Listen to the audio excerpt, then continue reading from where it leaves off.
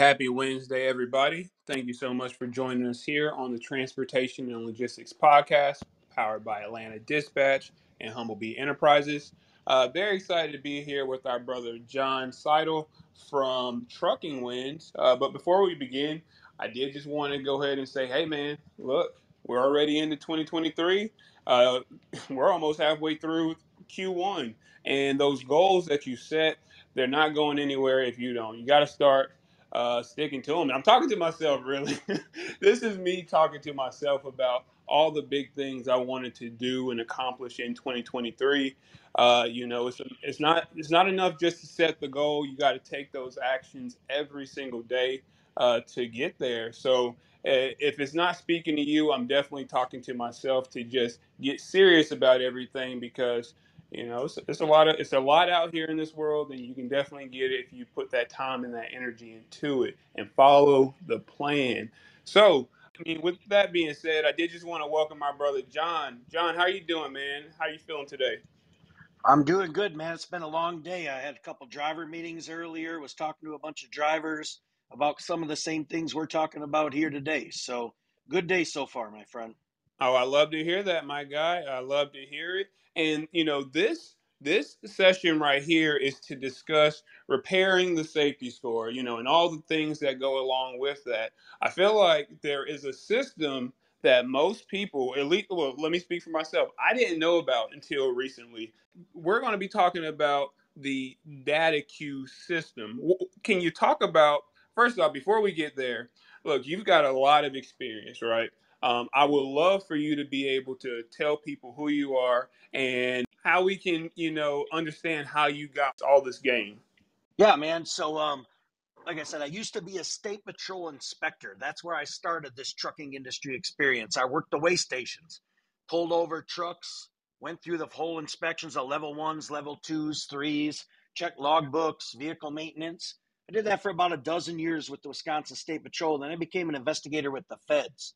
So now I'm knocking on company doors, doing full reviews, giving them bad ratings, issuing fines and penalties.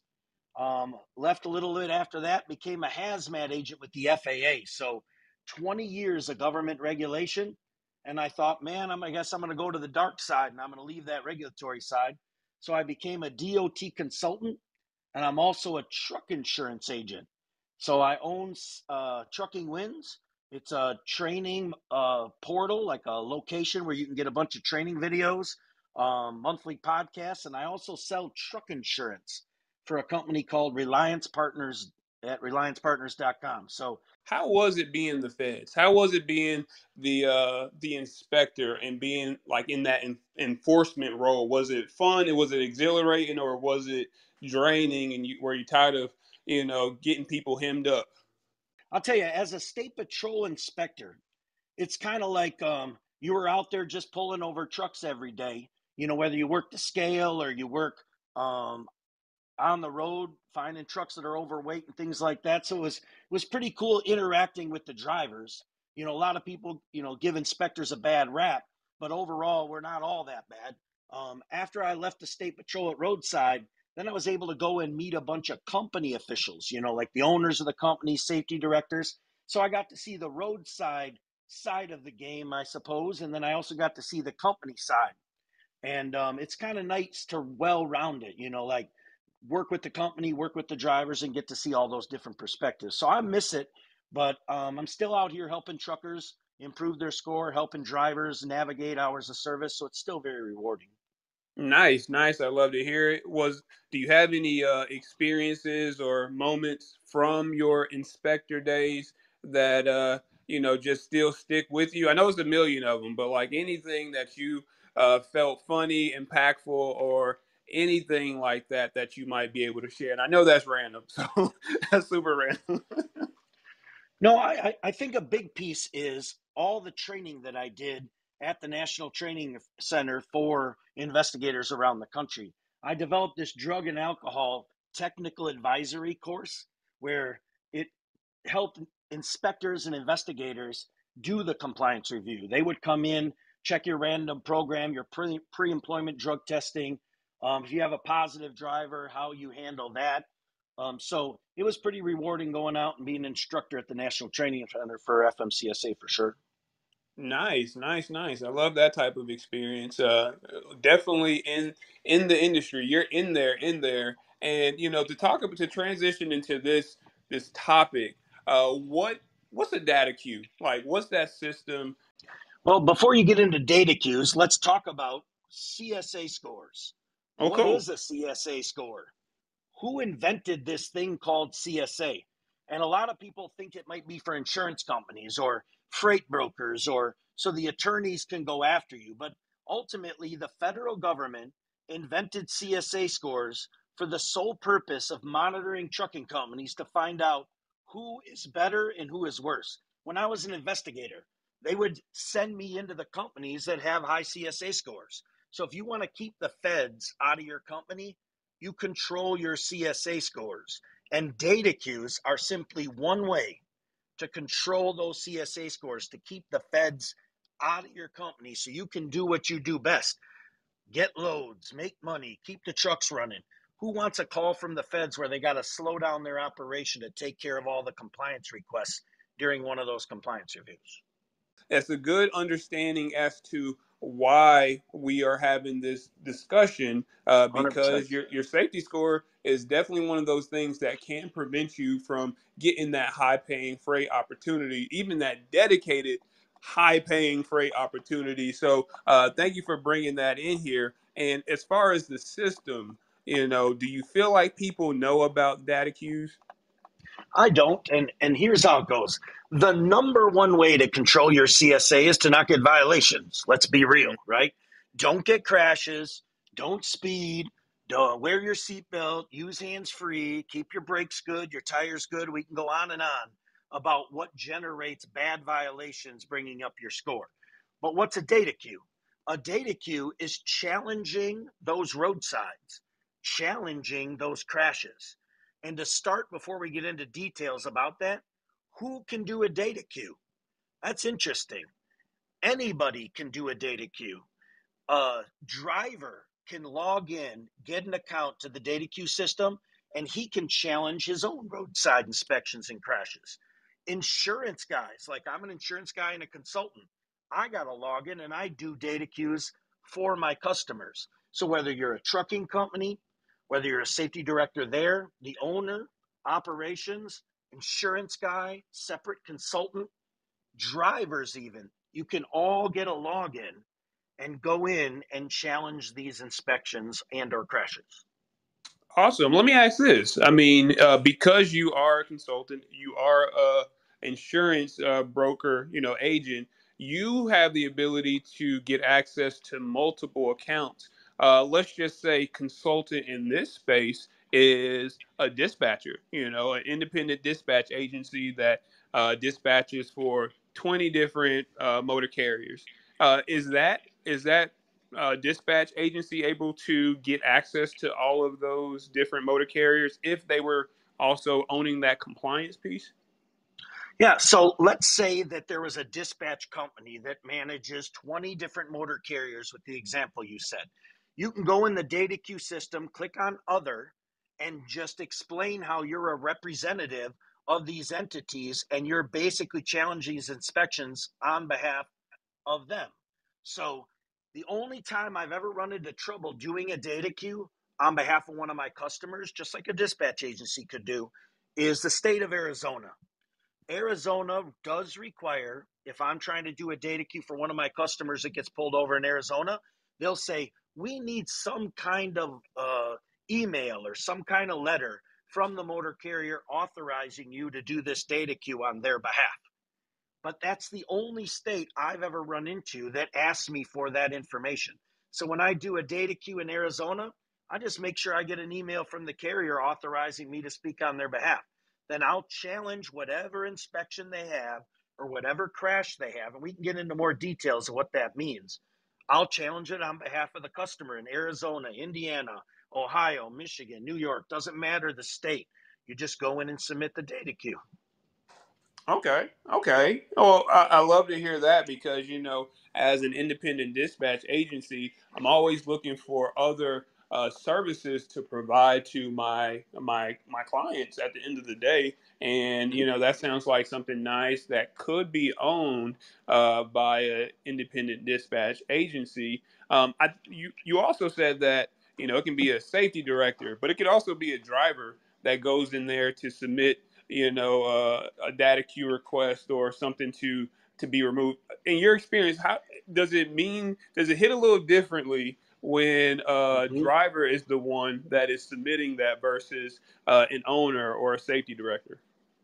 Well, I will tell you this. How many people out here, everyone on the call, how many people really knew that drivers can go get their own data queue login and challenge all their own stuff? I'll tell you, it's relatively unknown.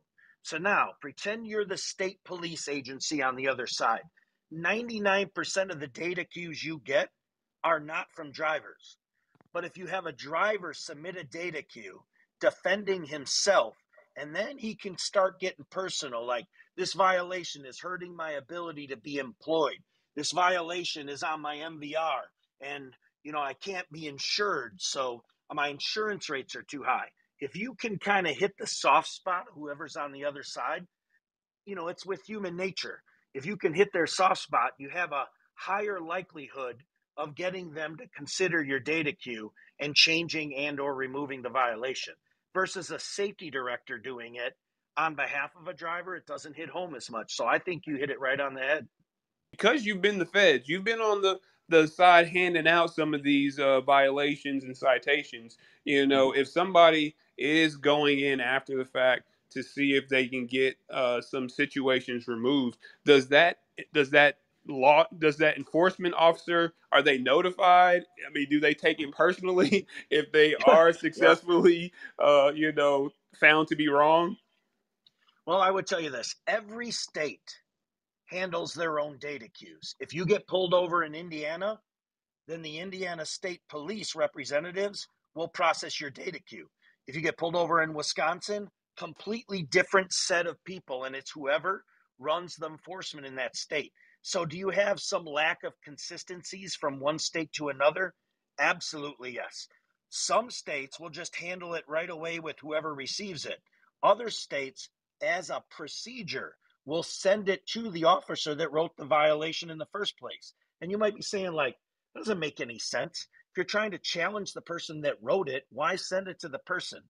But what they'll generally do is get that person's perspective. If they say no, you can still add a response and request like an administrative review or a second opinion above that officer. So you got to kind of learn how each state handles their own.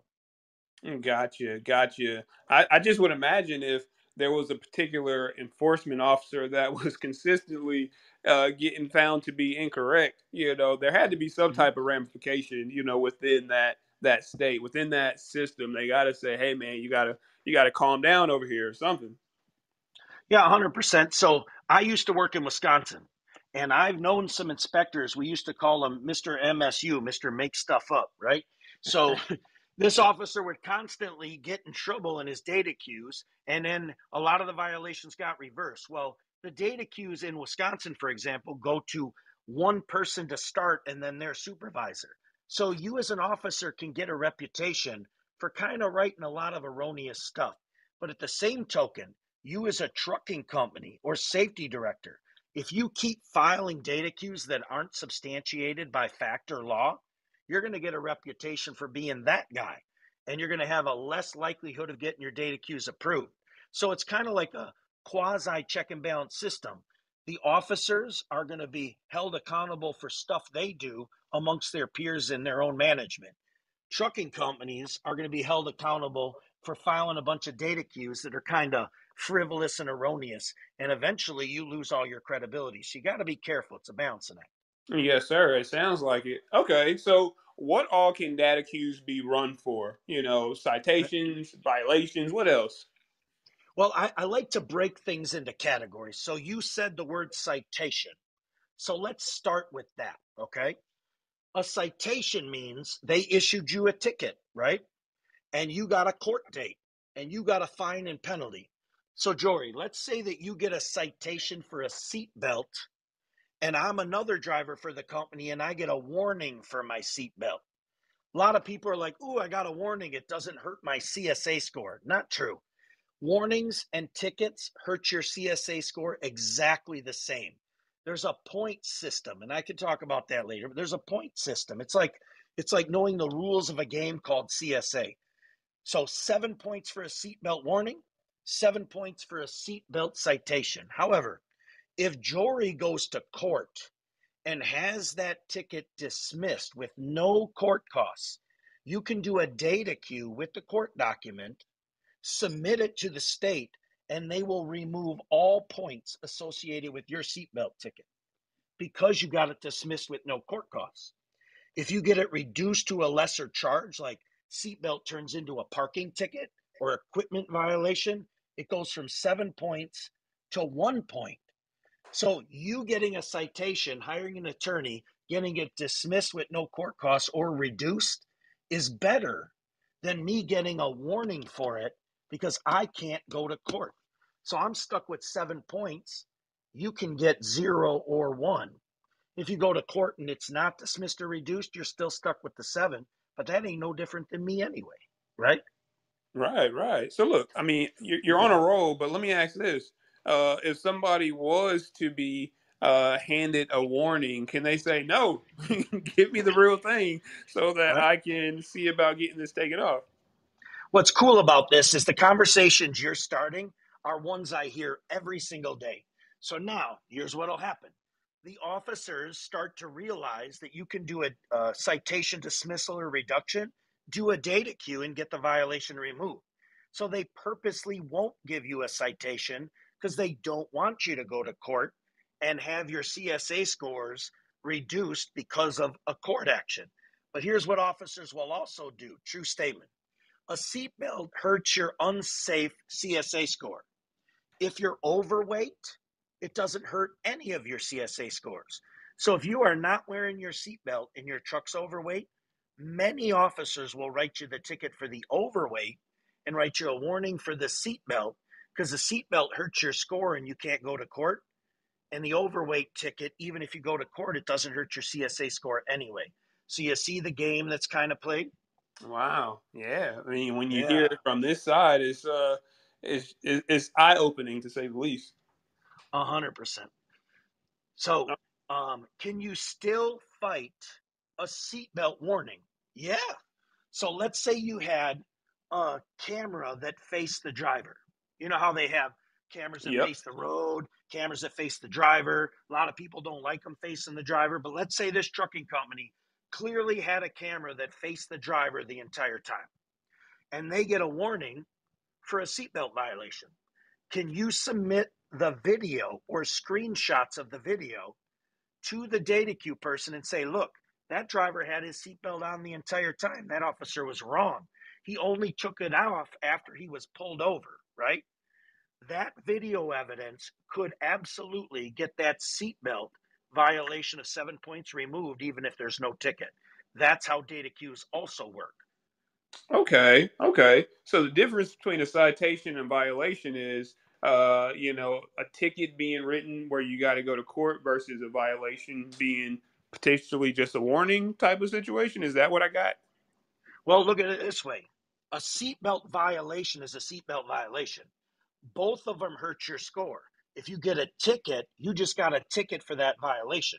If you get a warning, you got a warning for that violation. You can data queue the violation, you just need proof. And a ticket dismissed or reduced, that document in court is your proof to get it off your record. If you get a warning, that's when you need to get some other kind of evidence submitted in your data queue to get it removed. Many people think the only way to get something removed is a ticket reduction. That's not true. I win a lot of data queues based on merit and facts. Okay, okay. Well, thank you for that. Yeah. And when you are going through the system and you're requesting that the information be taken into consideration, I know that you said that it really just depends on the entity, the state itself that's doing the reviewing. Is there like a maximum amount of time that they can spend on it before they have to give an answer? I'll tell you what, the answer to that's absolutely no. It's Oh man. sad, but it is what it is. Wisconsin, who I used to work for, they process data queues that are not crash data queues. We'll get to that in a second. But they process data queues in Wisconsin that are given to them very quickly. There's been times where I'm on an airplane with Wi Fi, I do a data queue, and then I land and it's already approved. But now, Minnesota, for example, the state of Minnesota, they take forever to process data queues. I don't know why one state can take a month or two and the next state gets it done in an hour or two. It's really not fair to the carriers that are domiciled in that state and get more violations in that state because it's harder to control your CSA scores if they're not processing these quicker. Gotcha. And let's just say the that you go through the process and they do agree that it needs to be reduced or removed altogether. Is there Mm-hmm. how long before it actually shows up on that motor carrier's safety score that they are going to be removing that score? Like is that something that's relatively quick? All right, so a good thing to know about CSA scores is this: the last Friday of every month, the government does a snapshot of every violation that makes up your score in the last 2 years, right? So everything that's still in your system for the last 2 years on the last Friday of every month, the government goes like a camera snapshot.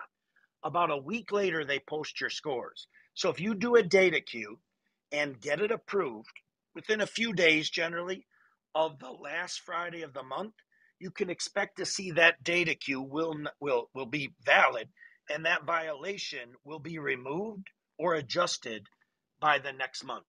But if you get that data queue approved on the first Monday of a month, you got to wait that whole month for the snapshot and then another week for it to get off your score. So there's a lot of push to get data queues done and processed and approved by the end of a month. Okay, that makes perfect sense. And you kind of alluded to this. Data queues for accidents, data queues for crashes, are those different versus doing it for a violation or a citation? 100% different because you never get a citation simply for crashing. You get a citation for whatever caused the crash. So if you were inattentive, you get an inattentive violation with a citation that hurts your unsafe CSA score. But then if the crash is a DOT recordable crash, it'll hurt your crash score. So a citation or not getting a citation, there's no way to data queue a crash based on citation alone. The way you data queue a crash is twofold for the most part, if it's your crash. There's something called the Crash Preventability Determination Program. The government has a PDF file that has a bunch of specific crashes outlined. If that happened to you and it's not your fault, you can do a data queue using that guide and they will annotate the crash as not your fault and it will not hurt your score. So everybody on this call, you should get every single crash report in a PDF, open it up, then open up the eligibility guide, compare the two. If it's a round peg and a round hole and you can data queue it, you should. If it's a oval peg for a round hole and you think you can kind of force it in there, you should still try. If it's a square peg and a round hole and you know it doesn't qualify, don't even waste their time because then you get a bad reputation. But should everybody be grabbing crash reports and comparing it against that guide and doing data queues to remove your CSA score for crash? Absolutely.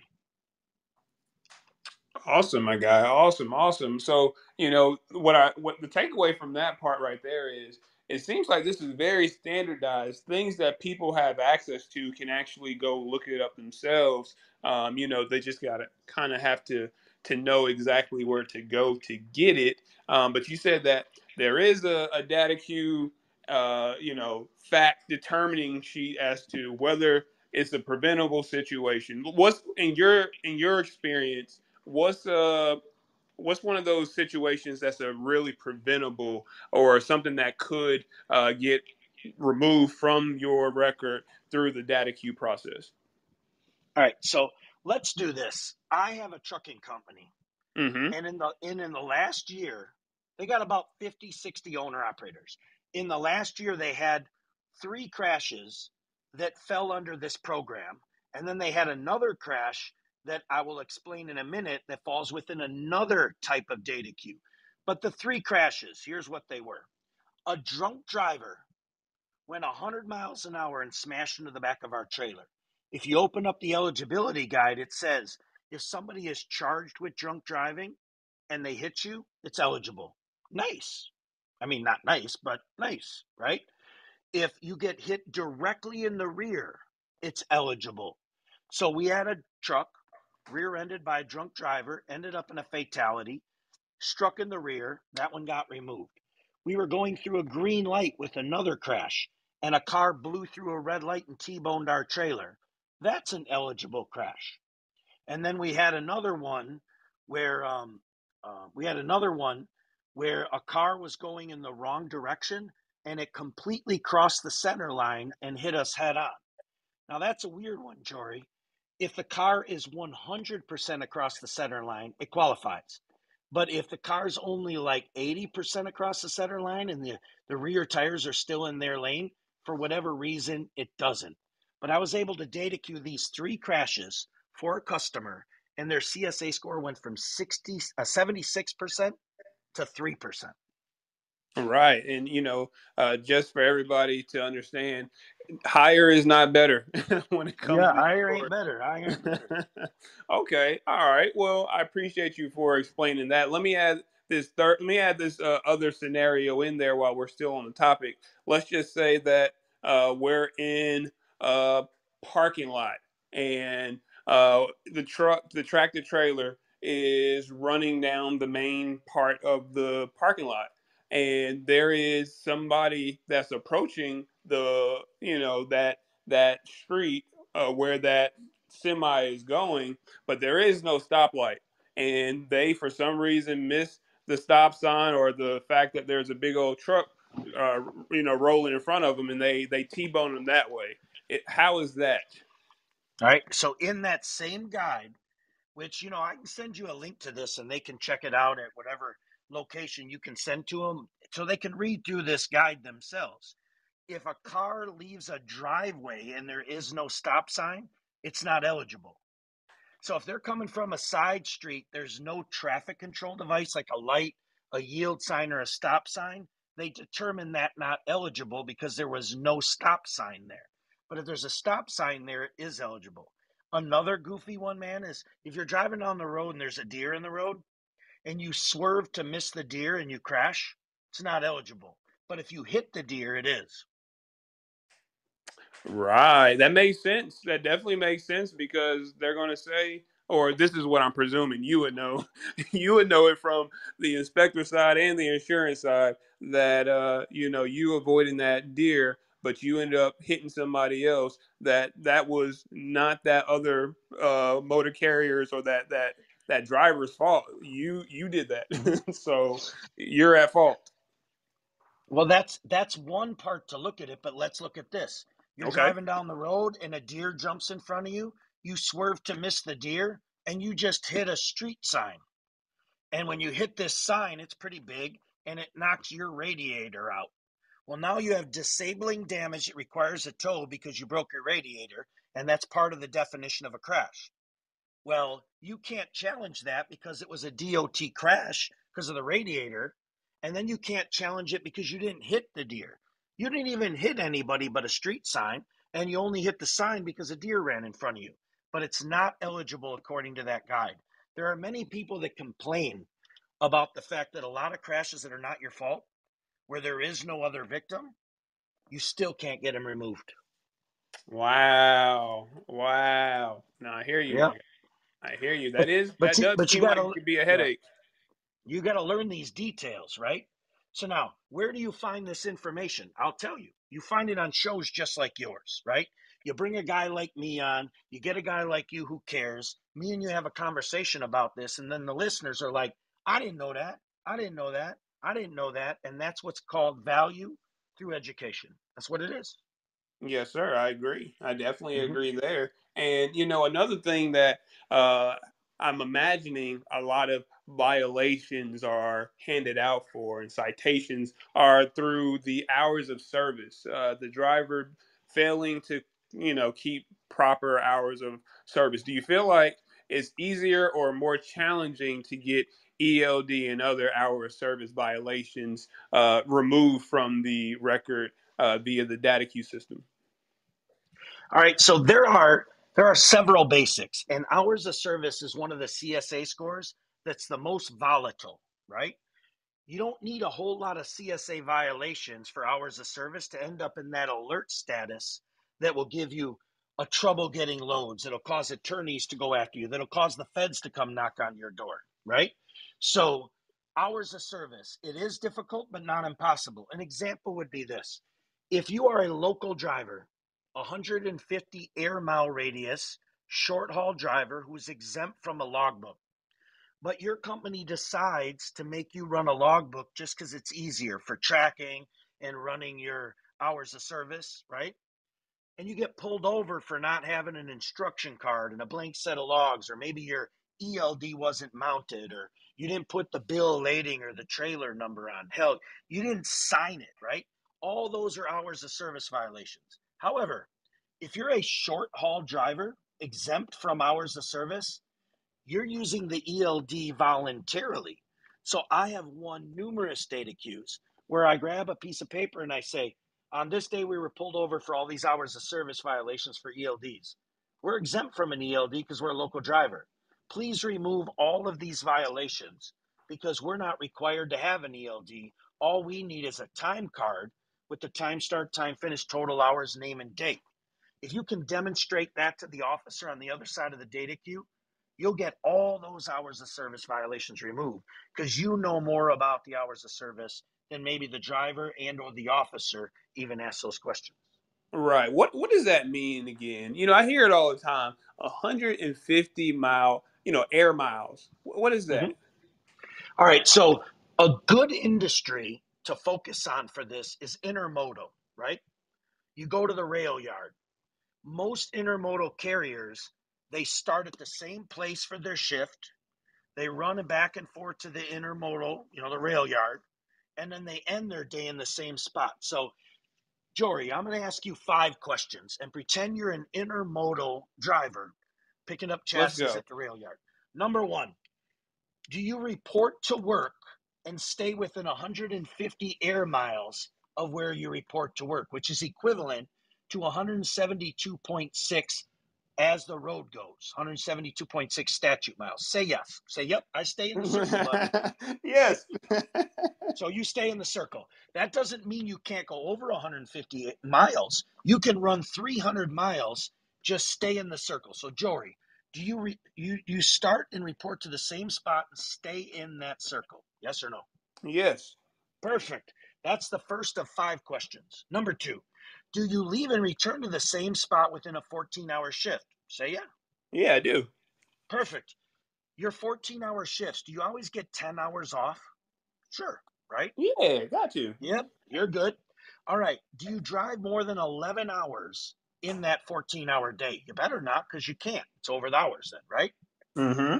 Last question. Do you have some kind of record that has your time start, time finished, and total hours each day? A time card, an app that shows time start, time finish? Say yes. Yes. All right. So on that day, did you answer those 5 questions correctly? You stayed in the circle, 14-hour day, left and return to the same spot, 10 hours off, didn't drive more than 11, and you have a time card. You are a 150 air mile radius driver that day, and on that day, you do not need a logbook. Your time card is good enough. No ELD, no logbook, none of it. You just record your time. Gotcha, gotcha, gotcha. Okay. You see it written down all the time, but you're like, what Mhm. does that really mean to, air miles? What does that mean, my guy? What does it mean? Yeah. Okay, well, cool. I appreciate you explaining that. And, there are some things that I just wanted to just go through real quick, because we got you here and we want to talk about the hours of service and how those violations impact, the CSA scores and how this data queue system can get those things removed if, properly done. All right, but there are some common myths that you probably can just dispel very, very quickly. And, the first thing is we've all seen this, those trucks that are lined up along the on ramp or the off ramp. Most of the time it's around the evening because there aren't any truck stops available with parking. Are those Mhm. folks at risk for a violation or a citation? Those folks are at risk for quite a bit, depending on what signs are posted on those on ramps. Okay. If it says right on the on ramp, no parking on the on ramp, now you're illegally parked. So you could get an unsafe violation for improper parking, and it could hurt your CSA score. Now, let's say some car is coming up the on ramp and they kind of lose control or don't pay attention and they smash into your truck or trailer that is illegally parked on the road and they get injured. Now they're going to try to sue your company because you're parked in a spot where it's posted that there's no parking allowed there. So it could Hmm. hurt your CSA scores. It could absolutely hurt you when you get sued. Now, if there's no sign that says no parking, you're better off than if it says there isn't. But you got to make sure that it's legal to park there or you could be in trouble with those things. Now, one Okay. last piece about personal conveyance. Let's say you are legally parked on an on ramp or an off ramp to a rest area, and a state police guy comes up, knocks on your door in the middle of your break, and says, I don't want you parking here. You can't be here. Personal conveyance allows you to push a button in your log, drive off duty if a safety official tells you to move. So you were 5 hours into your break. Officer comes up, knocks on the door. It's legal to use personal conveyance to go find a different spot if a safety official is the one that told you to move. Okay, gotcha. And let me ask that question in such a way, or ask a question in such a way that makes that relatable. Let's just say that that driver is at a shipper or receiver, and they have just been loaded or unloaded, but they were in their sleeper when they were completed, and now that facility is the one telling them they need to move. Is it the same rule? No, depends, but there's a different personal conveyance provision in the scenario you just gave me.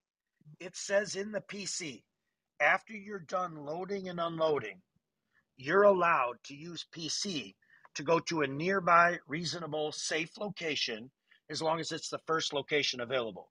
So after loading at a shipper receiver or unloading, and you're over hours and they tell you to leave, you're legally allowed to use PC to drive on a road in the off duty status as long as you go to a nearby, reasonable, safe first location. So you don't need to use the safety official provision. You would simply use a different provision in PC that allows you to go to the closest place after loading and unloading.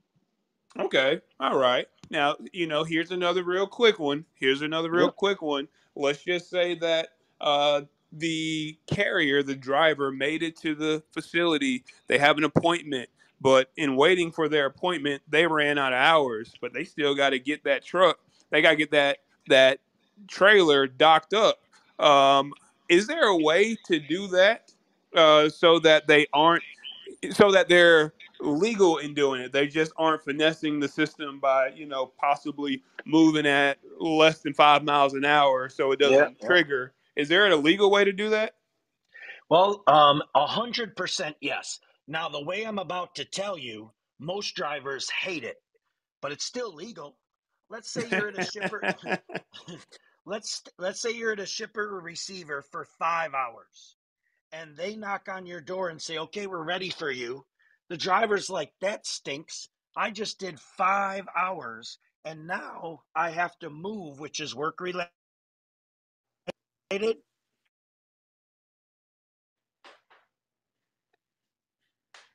If I use PC to go to the door, it's not legit because it's working." So you would use what's called yard move. Yard move is allowed in the ELD and or paper logs, and it's legal. It's driving the vehicle in the on duty status. Instead of it hurting your driving line, it hurts your on duty time. Now that will screw up your 10-hour break. but you're allowed to work over the 14th hour. You're allowed to work after you already drove 11. You're allowed to work after you hit 70 hours. You just can't drive on a road after you maximize the hours. So even if you're over the 14, took a 5-hour break, you can push yard move at the shipper receiver. It'll put you on duty. You can back up to the dock. The only problem is you just broke up your consecutive 10-hour break.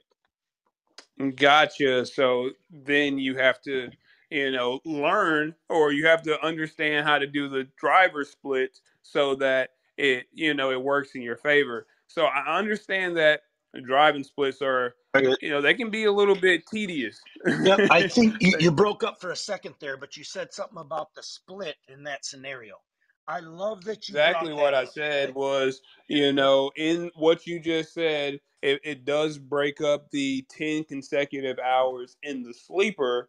Mm-hmm. But, if you are familiar and you know how to leverage your driver splits, that's when you will be able to, display those skills so that you can Mm-hmm. still move on when you need to move on.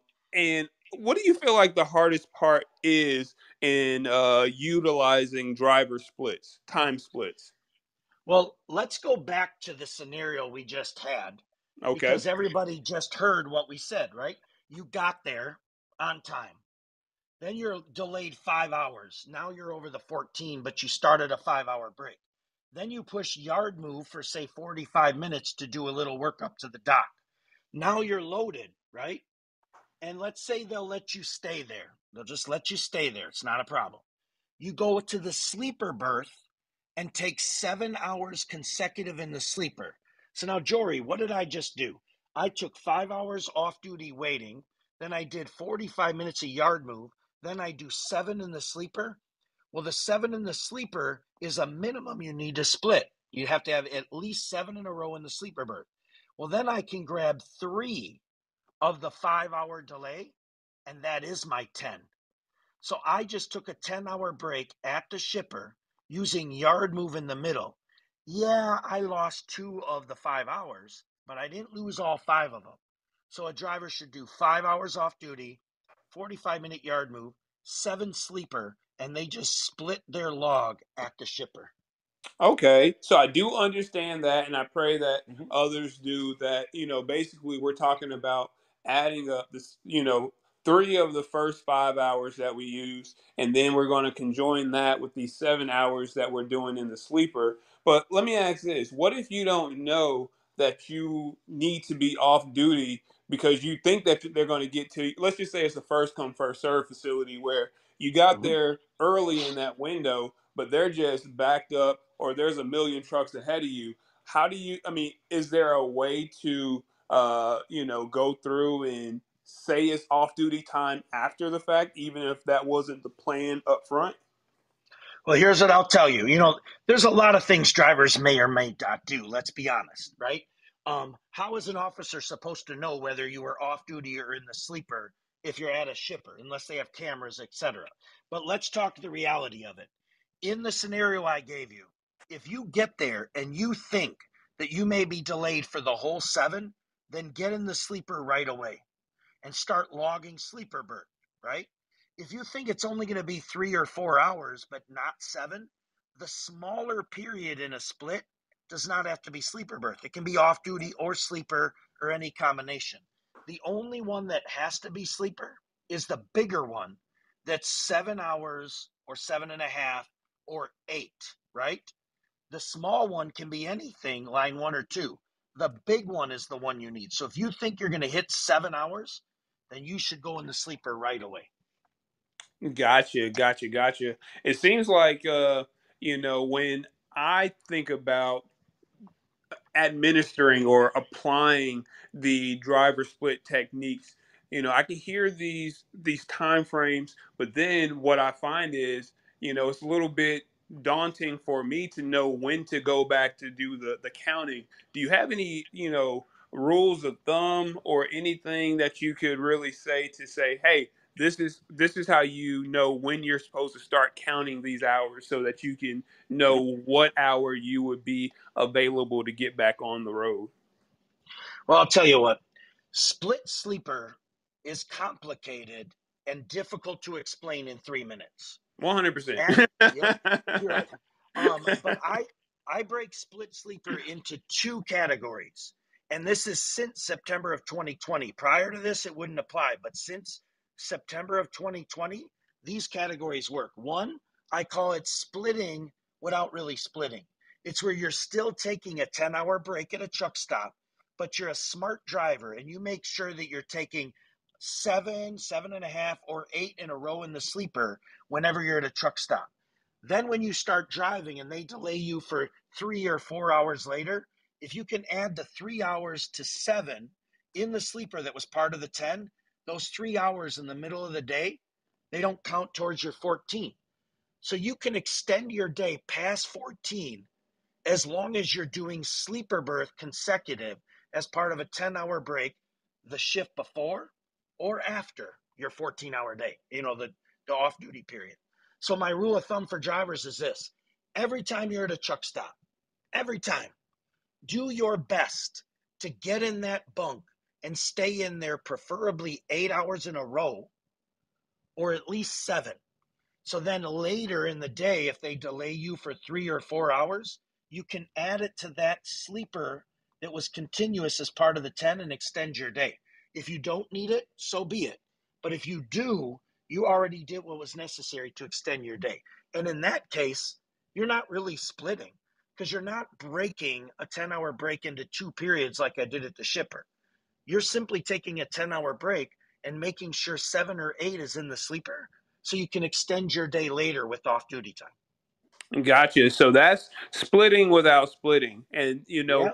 I was fortunate enough to be able to go through trucking wins and watch the video explanation and tutorial on this, so I Mm-hmm. understand it, and I know that the other ways of actually applying the time split, the sleeper split, becomes a lot more involved, and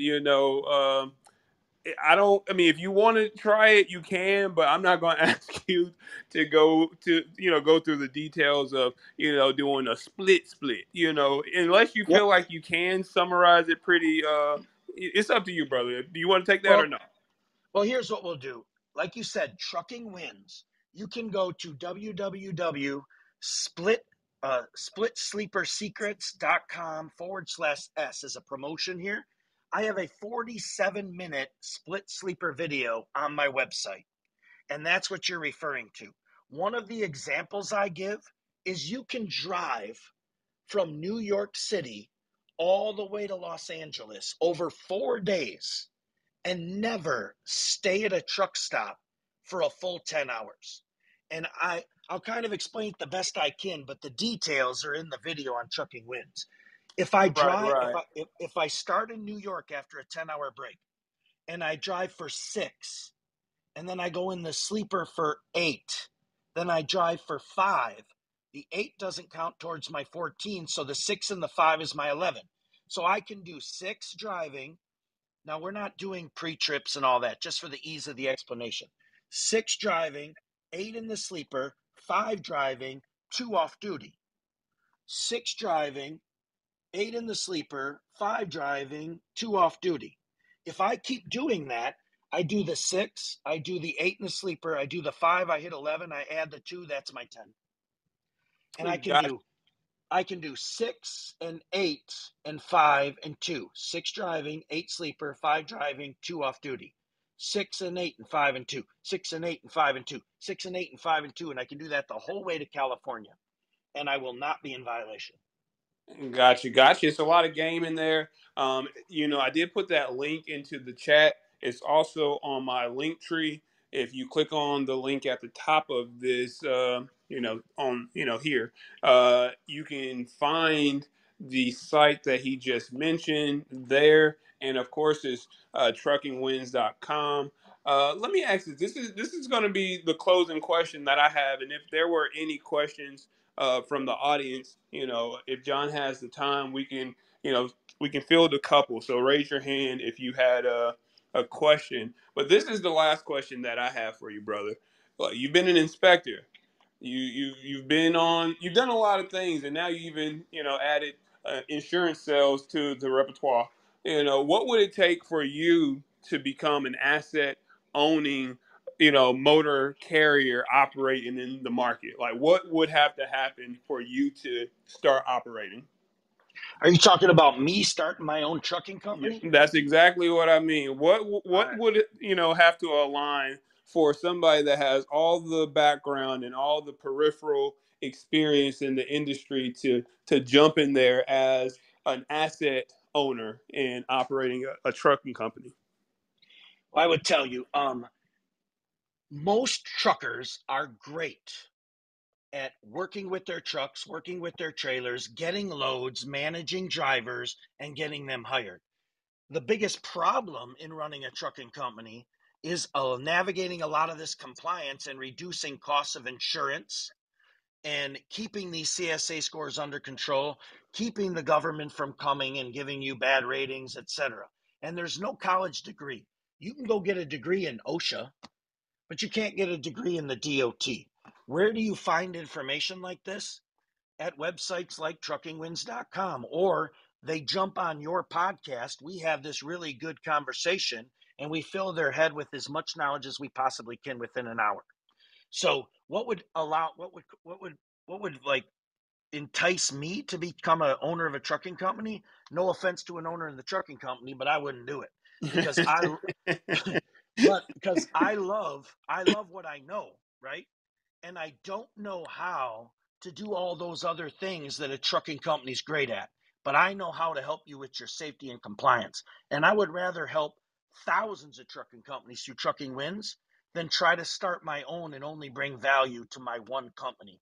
I take a lot of pride in helping drivers navigate personal conveyance, split sleeper secrets, how to pass a roadside inspection, owners, how to keep the feds out of your living room, digging through your underwear drawer and giving you fines and penalties and bad ratings.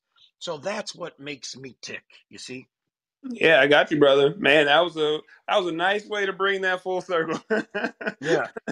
So I'm just going to say this, man. Look, visit this brother's website, truckingwins.com. I did ask if there were any questions. I don't see any hands raised right now, and we definitely are going to respect this brother's time. So I'm going to go ahead and leave that open for 10 seconds. 10, 9, 8, 7, 6, 5, 4, 3, 2. All right, I'm turning that off. And, at the end of the day, again, visit this brother's site. John, did you have any closing remarks, anything that you wanted to talk about on the way out?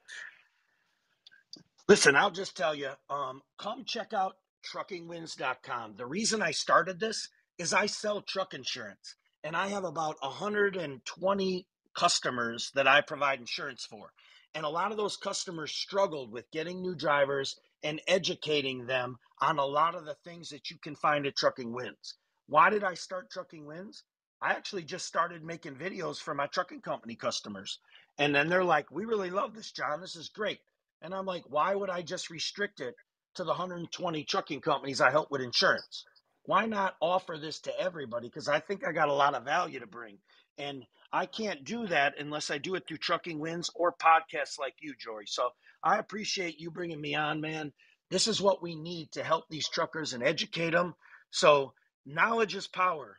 Try to go find the knowledge. If you can't find it, you come see me. I'll help you the best I can. I love it. I love it. I love it. I love it. Well, look, again, everybody, we truly appreciate the support. As always, I mean, this group started from this clubhouse, the Transportation and Logistics Clubhouse, started from me transitioning from corporate America and wanting to be more of having the ability to control my own destiny. I didn't want to get fired in the pandemic. And through that, in trying to educate myself, we've been able to foster a community of just knowledge share, people that have been gracious enough to share their wisdoms and allow us to grow and strengthen as a community. So I'm extremely grateful. And so on Monday, as always, we're going to be partnering with Freightway Sonar Team to let you know where you should position your trucks to take advantage of the market. And next week, we're going to be talking with a major company that has opportunities for those who are drivers or who are interested in getting their CDL. So tune in next Wednesday for that. But John, I'll talk to you soon, my guy. I appreciate you for your time. Yeah, I appreciate you too, my friend. Thank you. Thank you.